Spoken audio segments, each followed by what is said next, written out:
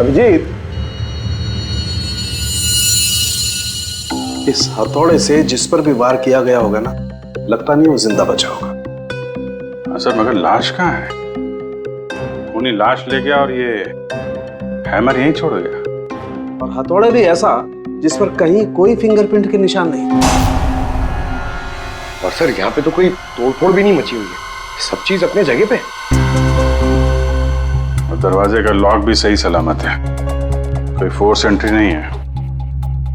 और मधु के दोस्त भी बता रहे थे जब वो लोग अंदर आए तो ये दरवाजा खुला हुआ था। शायद खूनी के पास डुप्लीकेट चाबी होगी। दरवाजा खोल के अंदर आया, मधु के सिर पे हथौड़ा मारा और गायब। मगर यहाँ खून के छींटे भी नहीं दिख रहे। हथौड़ा मारा तो खून तो बहना चाहिए ना। शायद खून साफ कर दिया होगा। सिर्फ मधु ही यहाँ पे थी या कोई और भी था? नहीं सर, मधु इस घर में अकेली थी। इस घर की चाबी और किस किस के पास रहती है? सर ये सवाल आपको करण से पूछना चाहिए सर। क्यों? करण से ही क्यों? करण ने घर आयशा और मधु के लिए लिया था, तो सर एक चाबी करण के पास भी थी। मधु और आयशा के लिए करण ने घर लिया था, क्यों? मधु करण की गर्लफ्रेंड थी सर। कल रात आयशा तुम कहाँ थी? सर वो कल रात मैं अपने कजिन को मिलने गई थी। वापस आना था तो लगेज यहीं छोड़कर गई थी, पर लेट हो गया था, सोचा कॉल कर कर मधु को सब बता दूं। पर अपना फोन भी यही भूल गई थी सर। जरा इस करण का फोन नंबर देना।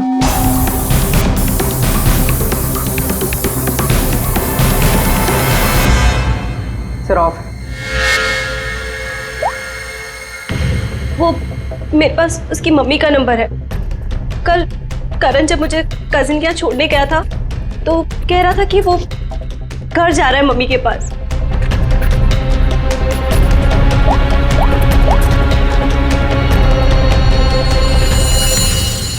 हेलो आंटी, करण है?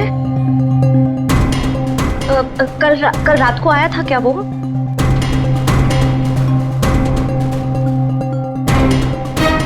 नहीं आंटी, कुछ नहीं, हो सकता है मधु के यहाँ गया हो। मैं आपको बाद में कॉल करती हूँ। तो करण कल रात अपने घर भी नहीं पहुंचा और यहाँ भी नहीं आया। सर मुझे आपको एक बात बतानी थी।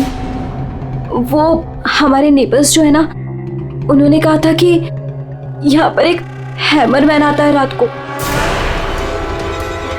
तो कहीं उसने तो कुछ नहीं कर दिया? हैमरमैन? किसने बताया तुम्हें ये? कौन है ये? विनय बेटा, कोई आ रहा है? हाँ माँ, कोई आ तो रहा है।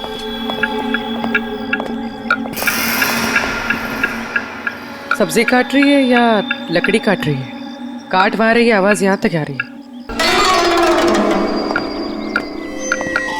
जमोला जी, आपने कल इनसे हैमरमैन के बारे में कुछ बोला था क्या? आप ऑफिसर है, उस घर में कुछ हुआ है क्या? जी हम लोग सीआईडी से हैं। उस घर में क्या हुआ ये बाद में बताएंगे। पहले आप लोग ये बताइए, हैमरमैन कौन है? क्या बता रखा है इन लोगों को आपने? नहीं है वो सच में। रोज शाम को आता है और हैमर से दरवाजे और खिड़कियों पे ठोकता है। आप देखिए ना, वो उधर निशान बने।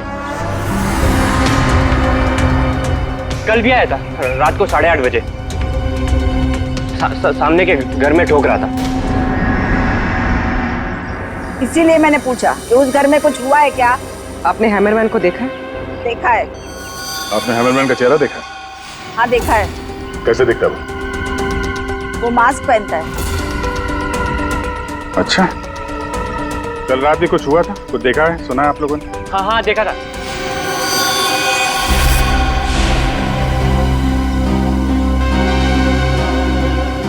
जमोला जी, अभी आंख दिखाने से कोई फायदा नहीं। बोलो, क्या देखा था तुमने? कल रात 8:30 बजे मैंने खिड़की से देखा कि बस फिर मैंने नहीं देखा। माँ ने खिड़की बंद कर दी थी। एक आदमी और एक औरत। वो आदमी तो करण हो सकता है। और सर वो औरत? करण की कोई साथी? दोनों अंदर गए, मधु का खून किया और लाश लेके पीछे के रास्ते से निकल गए। एक बार पीछे की तरफ देख लेते हैं। आप लोग यहीं पे रुकिए। पूर्वी, इनसे हैमरमैन का स्केच बनवाओ। पीछे के दरवाजे से वही घुसेगा जिससे अपने पड़ोसियों की नजरों से बचना होगा। वो नहीं होगा जो मधु को लेकर निकल गया।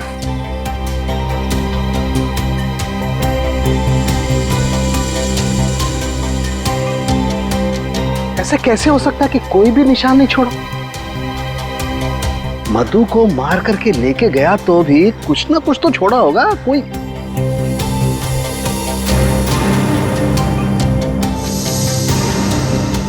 एक मिनट,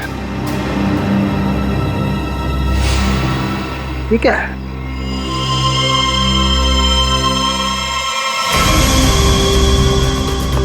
कुछ अलग से?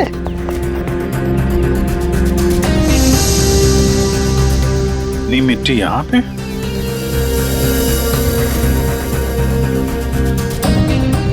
लगता है किसी ने यहाँ पे पैर वैर धुले हैं, इसलिए मिट्टी यहाँ पे है।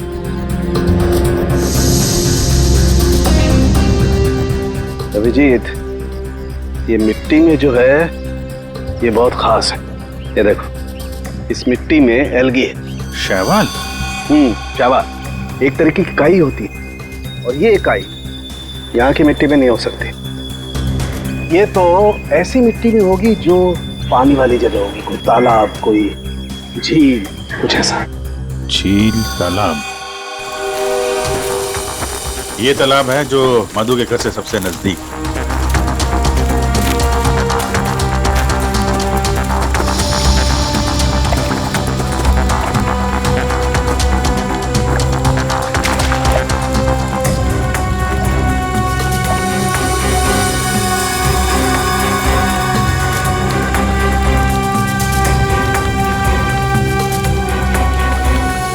क्या अभिजीत,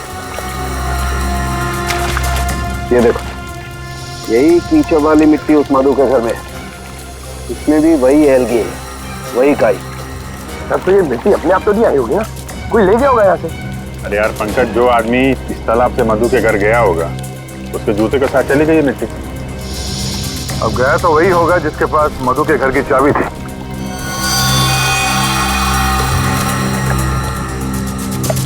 पर कौन गया होगा? अब चाहे वो हैमरमैन हो या फिर कोई और। हैमरमैन?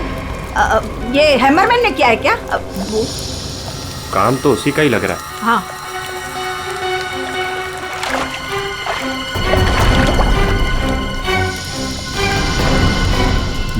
हाँ, वहाँ नीचे कुछ दिख रहा है।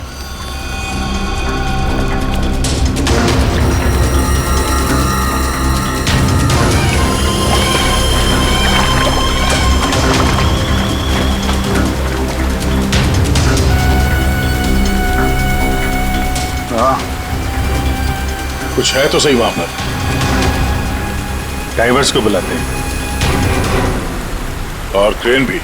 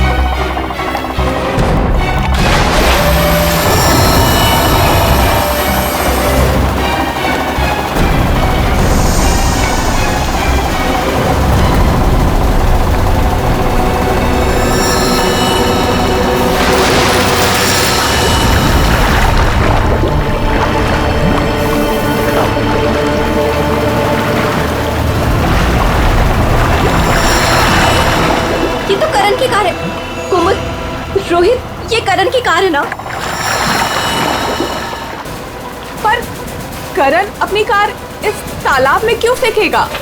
हो सकता है हैमरमैन लेकर आया हो। करण की कार का नंबर और इस कार का नंबर दोनों सेम है।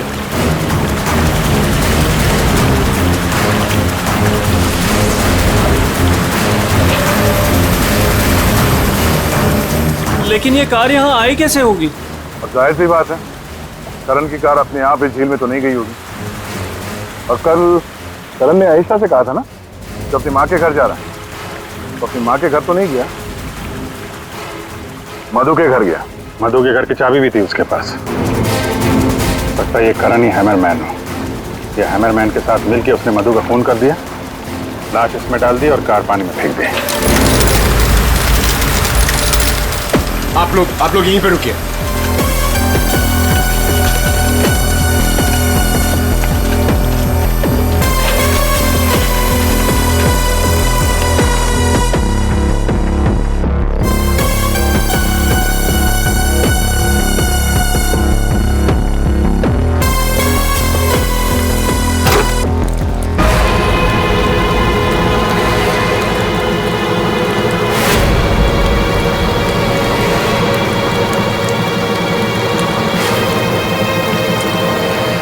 ये तो करण है।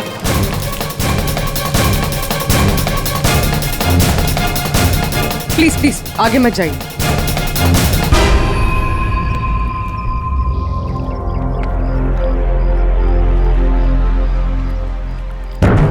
खोपड़ी बुरी तरह से टूट गई है, किसी भारी चीज से वार किया है। थोड़े से ही मारा होगा, हैमरमैन ने मारा है। सर मतलब हैमरमैन ने करण को मारकर लाश गाड़ी में डाल दी और गाड़ी तालाब में फेंक दी। फेंका नहीं पूर्वी, इधर ढलान पे धक्का दिया और गाड़ी सीधा झील में। सर मगर अगर गाड़ी को धक्का मार के वहां तालाब में डाला है तो फिर ये नॉर्मल पतला दुबला आदमी नहीं होगा सर। ये हैमरमैन बहुत तगड़ा होगा सर, हट्टा कट्टा। या फिर दो लोग होंगे। अब ये करण तो मिल गया, मधु को ढूंढना है।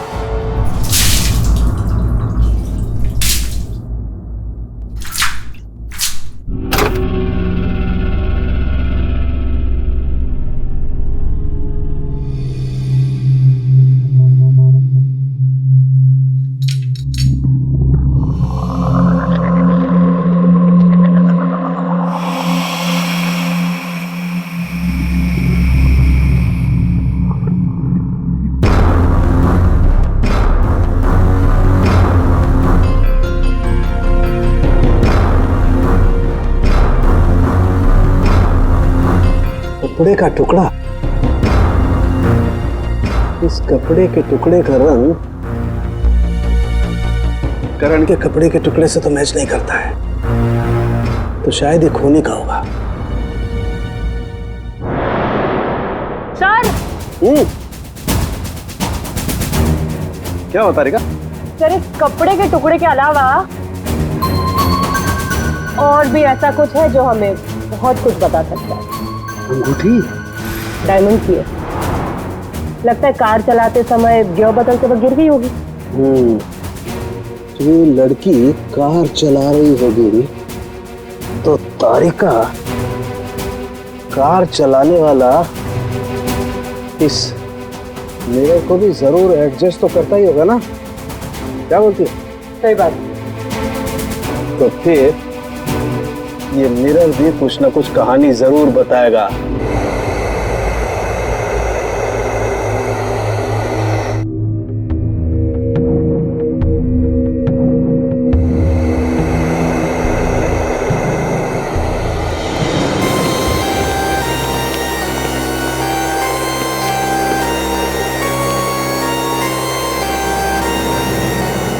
शीशे के बाल सुखा रहे हैं क्या?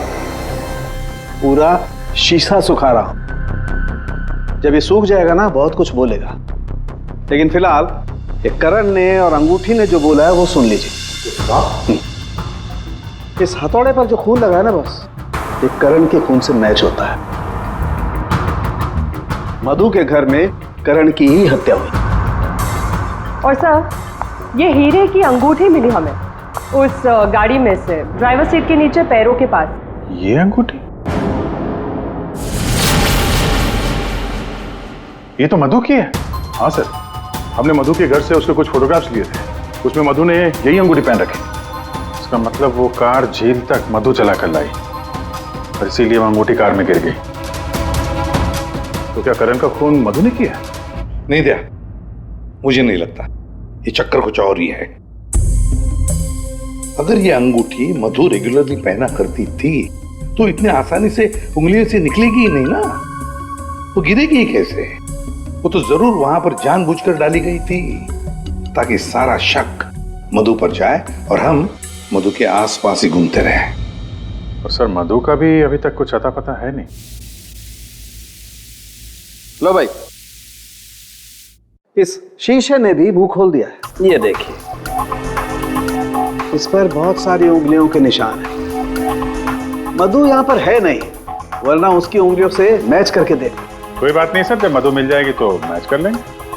काम करते हैं, 7 बजे से लेकर 9 बजे तक ये करण कहाँ कहाँ था इसके डिटेल्स निकालते हैं। अपने आप सब कुछ पता चल जाएगा।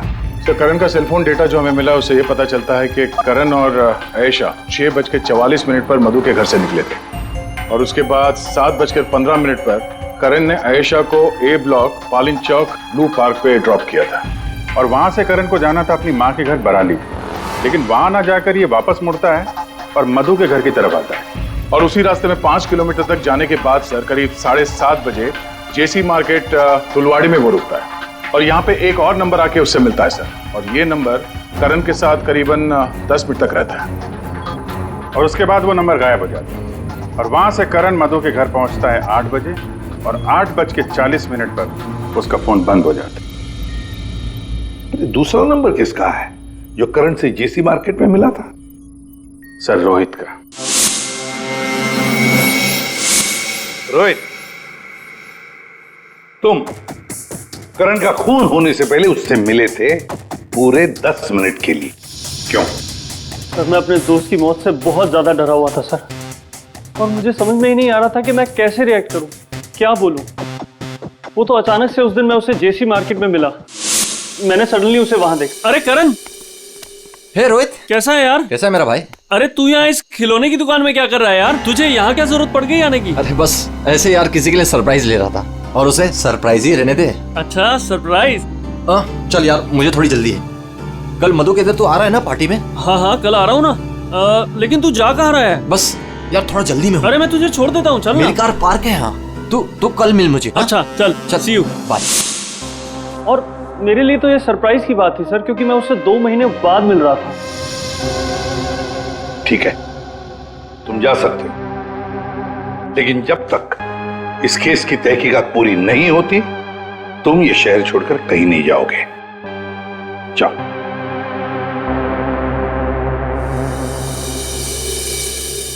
बड़ी अजीब बात है, ये करण अपने मां से मिलने जाता है लेकिन वहां नहीं जाता, जाता है खिलौने की दुकान में। क्यों? और फिर क्या खरीदता है वहां पर और किसके लिए? उसने वहां से जो कुछ भी खरीदा होगा वो लेकर वो सीधे मधु के घर गया। तो कहीं उसने वहां से ये मास्क तो नहीं लिया? और वहां से वो मधु के घर पहुंच गया जहां पे हैमरमैन उसका इंतजार कर रहा था, जिसने खून कर दिया उसका। अब ये तो कुमुद ही बता सकती है। कुमुद? सर आखिरी बार करण की बातचीत फोन पर कुमुद से हुई थी और विनय ने भी बताया था सर कि उस रात हैमरमैन के आने से पहले घर के बाहर उसने गाड़ी के हेडलाइट पे 2 लोगों को देखा था सर, एक लड़का और एक लड़की, और उस लड़की के हाथ में कुछ ऐसा था जो चमक रहा था। सर कुमुद के हाथ में भी एक ब्रेसलेट है, वही चमक रहा होगा। ये कुमुद और करण होंगे घर के बाहर।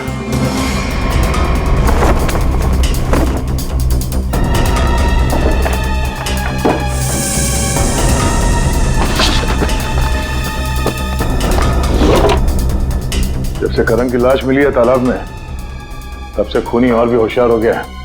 सर लगता है ये टीम बहुत छोटी है सर, कुमुद, मधु और ये हैमरमैन।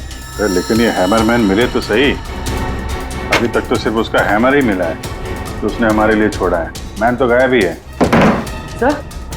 सर ये कुमुद तो भागने की तैयारी से घर से निकली, सारे कपड़े लेकर भागी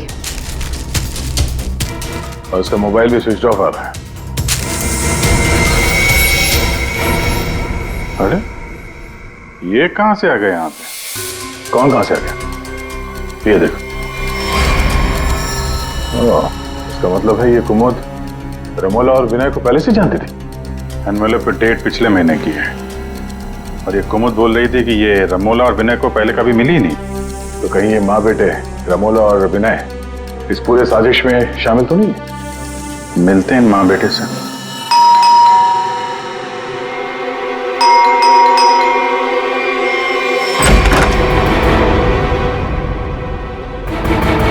पूरी पंकज घर की तलाशी लो, देखो कोई है क्या अंदर।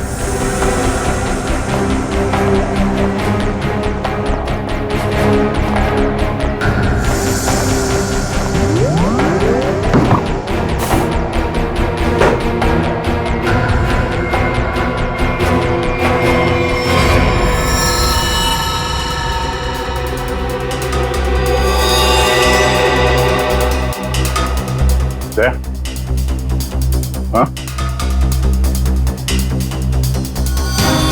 ये दीवार देखो यार,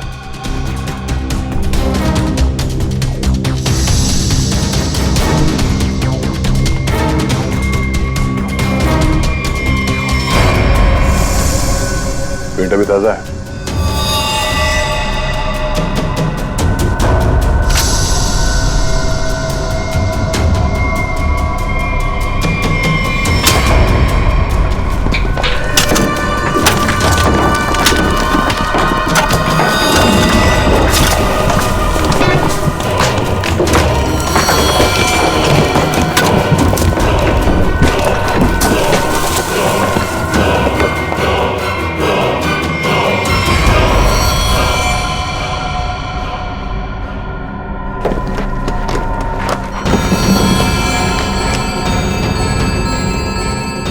ये तो मधु है, मार के गाड़ दिया दीवार के अंदर। इसीलिए हमें ये कहीं मिल नहीं रही थी।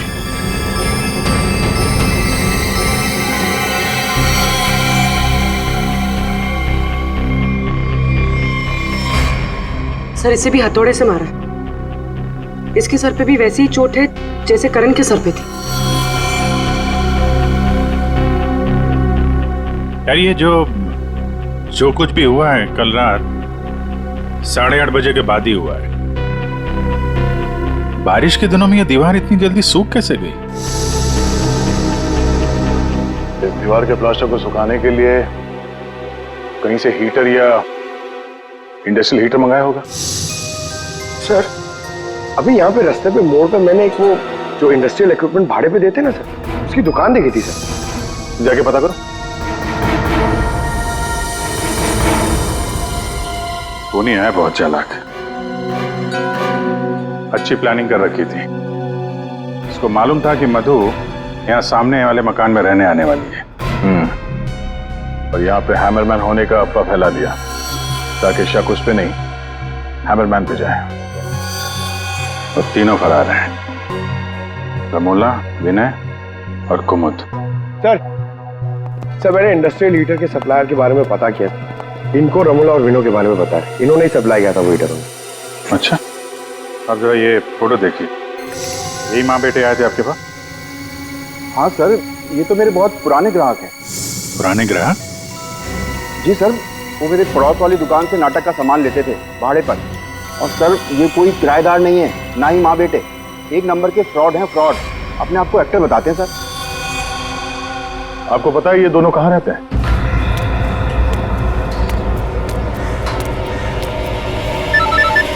तो निकल, मैं मिलता हूँ। हाँ चल मिलते हैं। हेलो, मैं चंपा बोल रही हूँ, चाय पानी फिल्म से। हाँ जी बोलिए ना। आपकी एक्टिंग के इतने चर्चे सुने और आपका नंबर मुझे इतनी मुश्किल से मिला है। बस हमने डिसाइड कर लिया है, हम आपको अपनी अगली फिल्म में लॉन्च करेंगे। लॉन्च करेंगे मुझे? मतलब आखिर आपने मेरा टैलेंट पहचान ही लिया? हाँ, अब 1-2 दिन में शूटिंग शुरू हो जाएगी। बस एक प्रॉब्लम है, आपकी बड़ी बहन के कैरेक्टर के लिए कोई अच्छी एक्ट्रेस मिल नहीं रही। बस वो कंफर्म हो जाए तो हम शूटिंग शुरू कर देंगे। अच्छा बड़ी, अरे है ना, बड़ी बहन है। मैं आपकी प्रॉब्लम सॉल्व करता हूँ। अरे वाह, आपने तो मेरी टेंशन ही खत्म कर दी। आप अपनी गली के बाहर आ जाइए, मैं गली नंबर 7 पे खड़ी हूँ। अरे तेरी, अरे मौसी बाहर निकलो। क्या है? अरे बाहर निकलो। क्या हुआ? अरे अपनी किस्मत खुल गई, रोल मिला है अपने को। रोल? हाँ। कौन दे रहा है? कहाँ? अरे बाहर खड़े हैं ना गली के, तुम चलो मेरे साथ। चलो चल, चल, चल। चलो चलो।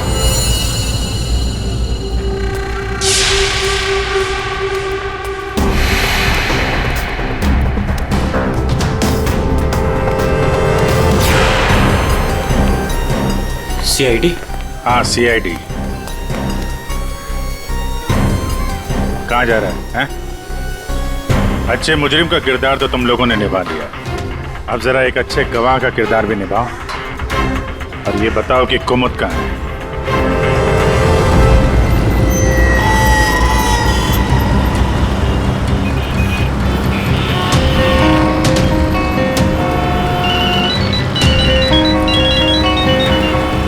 अरे तुम यहाँ हो, मैंने ध्यान ही नहीं दिया। तुमने क्यों कॉल किया मुझे? सब जानते हो फिर भी? अब मैं क्या करता? CID बुलाएगी तो क्या? आना ही पड़ेगा। CID? तुमने मुझे CID के कहने पे यहाँ बुलाया? मैडम आप बहुत स्मार्ट हैं, लेकिन हम आपसे ज्यादा स्मार्ट हैं। सर आप मेरी बात सुनिए। बात सुनेंगे आपकी, लेकिन ब्यूरो चल के सुनो। चलिए। कहाँ भाग रही मैडम? पैदल ही जाएगी क्या CID ब्यूरो तक? गाड़ी लाए हम तुम्हारे। चल। और कितना इंतजार करना पड़ेगा? आखिर कोई बताता क्यों नहीं कि हुआ क्या है? जरूर बताएंगे आयशा जी, जरूर बताएंगे, लेकिन इससे पहले कि हम बताएं, तुम हमें बताओ कि हुआ क्या था। मैं? मतलब ये कि आप और मधु एक नए घर में शिफ्ट होती है, जहां पहले से ही कुछ गड़बड़ चल रही होती है। ऐसे में आप मधु को उस घर में छोड़कर अपने किसी कजिन के घर चली जाती हैं, और तो और अपना मोबाइल फोन भी वहां रख के जाती है, ताकि मधु तुमसे तो मदद ना मांगे। अजीब है ना? सर, मधु मेरी बहन जैसी थी, उसके साथ कुछ गलत करने के बारे में मैं सोच भी नहीं सकती हूँ। अच्छा, बहन जैसी थी? बहन तो नहीं थी ना? हाँ? अभीर, इस पूरे इन्वेस्टिगेशन में किसी ने तुम पर एक बार भी शक नहीं किया, क्यों? जो भी पूछा उसके बारे में तुम्हें कुछ पता ही नहीं। और जब मधु का खून हुआ उससे ठीक पहले तुम्हारा मोबाइल फोन स्विच ऑफ, कोई तुम पर शक क्यों करेगा? सर आप मुझ पर गलत इल्जाम लगा रहे हैं सर। मैं तो आयशा और मधु से सिर्फ 4 दिन पहले मिला था। मैं ऐसा क्यों करूंगा सर? और सर मेरा फोन पानी में गिर गया था, इसके लिए वो स्विच ऑफ है। हाँ, पानी में गिर गया था, उसी झील के पानी में जहां से करण की डेड बॉडी मिली थी। सर ये सारा प्लान तो विनय और अमोला ने सेट किया था। पैसों की लालच में ये दोनों इतना गिर गए कि इन्होंने अपने हाथ खून से रंग दिए, मधु को दीवार में चुनवा दिया। और सर अभी भी यही आलाप राग रहे हैं कि हमने कुछ नहीं किया। सच में हमने कुछ नहीं किया है? ये लो, फिर वही राग। फंस गए थे हम। आपको हाँ कहते तो भी फंसते, और ना कहते तो भी फंसते। एक्टिंग करने हमें नहीं मालूम था इतना कुछ हो जाएगा।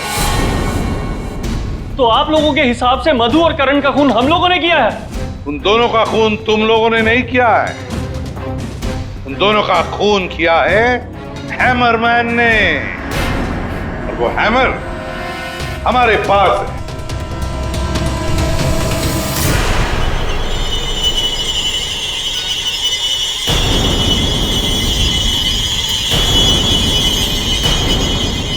कुमुद, ये कहाँ थी? ये हैमर छुपाने गई थी, हमने ढूंढ निकाला, है ना?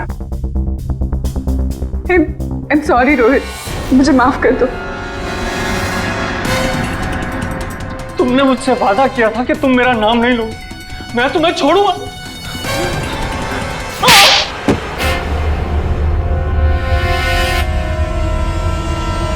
हाँ मैं हूँ वहां मेरे। क्यों मारा तुमने उन दोनों को? वो दोनों तो तुम्हारे दोस्त थे ना? कोई दोस्त नहीं, कोई प्यार नहीं, वो दोनों धोखेबाज थे। मधु 5 साल से मेरी गर्लफ्रेंड थी और 5 मिनट में उसने मुझे लात मार दी उस करण के लिए। जानते हैं क्यों? क्योंकि उसके पास पैसा था और उसी समय मैंने डिसाइड किया कि मैं उससे बदला लूंगा, उन दोनों से। तुमने इसका साथ क्यों दिया? मैं रोहित से बहुत प्यार करती हूँ, मुझे उसका साथ देना पड़ा। तैयारी तो तगड़ी कर रखी थी तुमने। 3 महीने से प्लान कर रहा था मैं उन दोनों को एक दर्दनाक मौत मारने की। बस इंतजार कर रहा था। 3 महीने का इंतजार? किस चीज के लिए? सही वक्त का इंतजार। और वो सही वक्त तब आया जब मुझे करण ने मधु के लिए घर ढूंढने के लिए कहा और उसे मैंने ये वाला घर दिला दिया और उसके बगल वाला घर मैंने कुमुद के नाम से रेंट पर ले लिया और वहां इन दोनों घोचुओं को रखा, इन बेवकूफों को। और हैमरमैन बनने का प्लान बनाया। बन गए हैमरमैन ताकि तुम पर कोई शक न करे। हाँ, मानना तो मैं करण को भी चाहता था, लेकिन उस रात नहीं। उस रात मैं सिर्फ मधु को मारने आया था। मैं हैमरमैन बनकर मधु के घर में घुस गया।